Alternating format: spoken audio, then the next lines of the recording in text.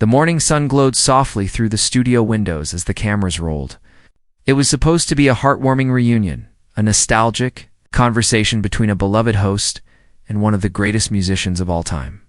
Paul McCartney, the man whose songs had shaped generations, walked onto Lorraine Kelly's set with his usual charm. Flashing that familiar grin that once made the world swoon, the crowd erupted into polite applause, kind reserved for living legends. Lorraine greeted him warmly, her voice bright and practiced. "Paul, it's so lovely to have you here. How are you feeling today?" She asked. Paul, adjusting his jacket, smiled. "I'm feeling good, thank you. Always nice to chat with people who love music."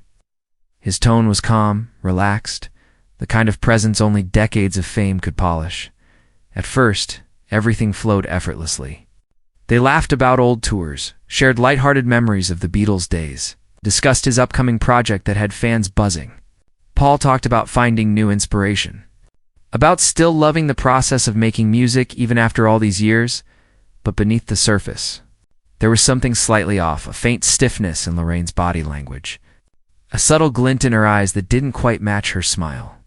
It wasn't hostility exactly, but there was a sense that she was steering the interview toward something more provocative. Paul didn't notice it yet. He was still in good spirits, chatting easily, hands gesturing as he recalled recording sessions with Lennon and touring memories from decades past.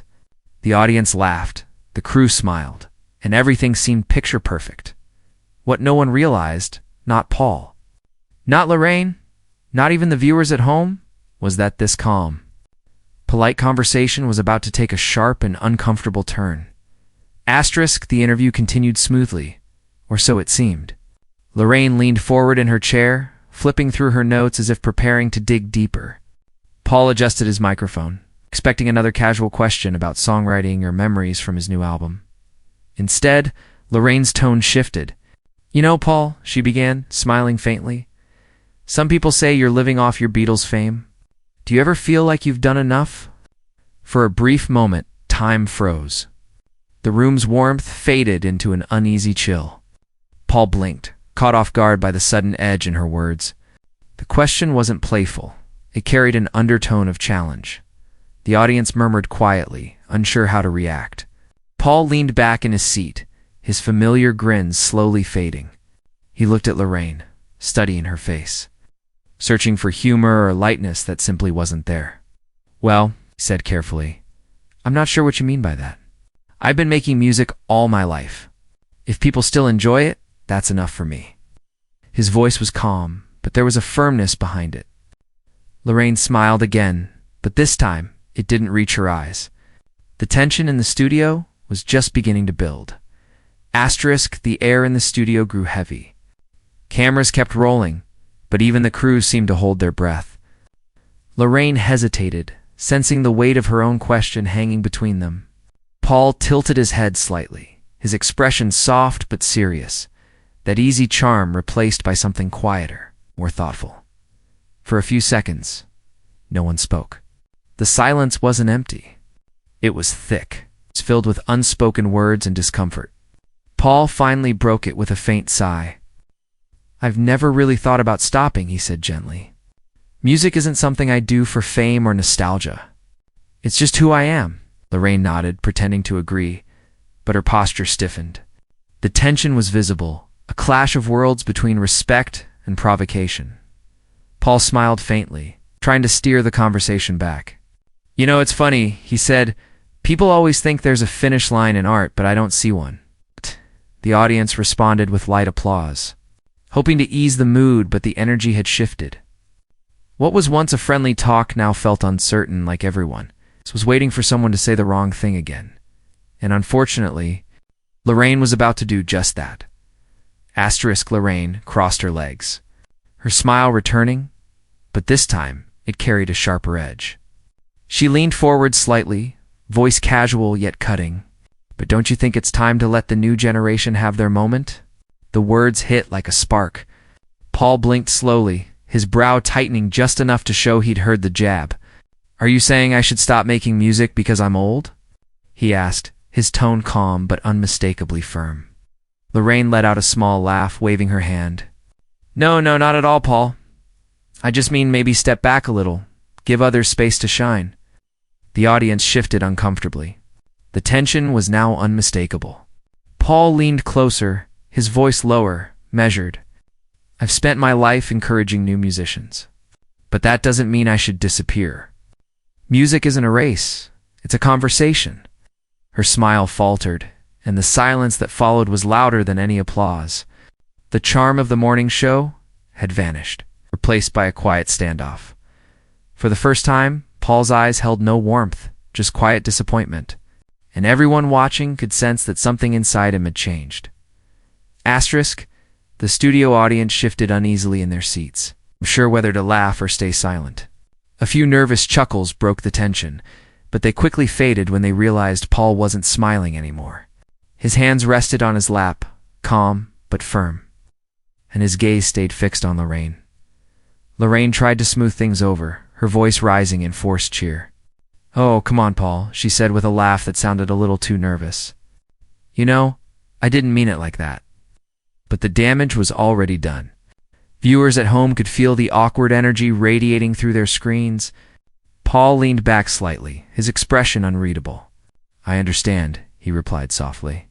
"But maybe think about how that sounds to someone who's still passionate about what they do." The audience murmured again, this time in quiet support. Someone even clapped, breaking the silence. Lorraine smiled tightly, trying to recover. But the warmth had vanished from the room. The once light-hearted interview had turned into a moment of raw honesty. For the first time that morning, power dynamic had shifted and everyone knew it. Asterisk, Paul's patience had run its course. He adjusted his jacket, his tone steady but colder now. "I came here to talk about my new album," he said firmly. "If you just want to talk about the past, maybe I should go." The words landed heavy. The producers froze behind the cameras, their eyes darting between Paul and Lorraine. Lorraine tried to laugh again, but it came out thin, nervous. "Oh, Paul, don't be like that," she said quickly. "We're just having a bit of fun." Paul shook his head, his voice quiet but resolute. "Fun's fine, Lorraine. But there's a difference between fun and disrespect." The audience gasped softly. Lorraine's smile faltered, her cue cards trembling slightly in her hands. Before anyone could say another word, Paul stood up. He looked at her for a moment, then offered a polite nod. "Thank you, Lorraine. Maybe next time we can talk about music." And with that, he turned and walked off the set, live on air. The cameras stayed fixed on the empty chair he left behind. The silence that followed was deafening, the kind that told everyone they had just witnessed something unforgettable. Asterisk, the moment Paul McCartney walked off the set, chaos erupted behind the scenes. Producers scrambled, unsure whether to cut to commercial or let the broadcast continue. Lorraine sat frozen, forcing a strained smile as the audience whispered among themselves. The control room lights flickered as directors yelled commands, trying to salvage the show. Within minutes, clips of the confrontation hit social media. The videos spread like wildfire. Fans across the world replayed the exchange, analyzing every word, every glance.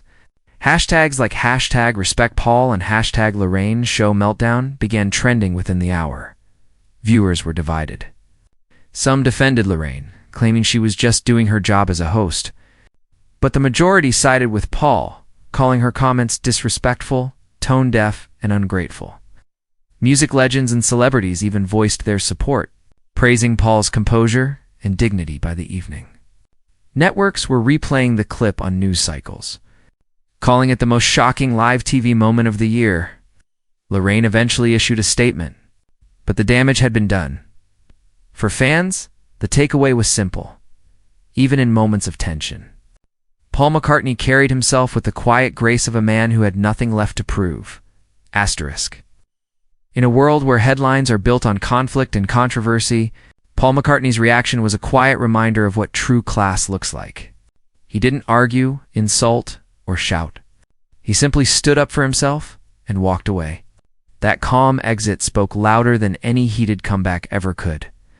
Paul showed that being a legend isn't just about creating timeless music. It's about knowing your worth, even when someone tries to diminish it.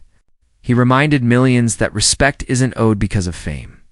It's earned through decades of integrity, passion, and humility. As the clip continues to circulate, fans aren't just remembering the moment he walked off, they're remembering why he did. It wasn't ego. It was principle. So the next time you see a celebrity chasing viral drama, remember this moment, a man who built his legacy on melody, not madness. Because true legends don't shout to be heard. They let their silence do the talking.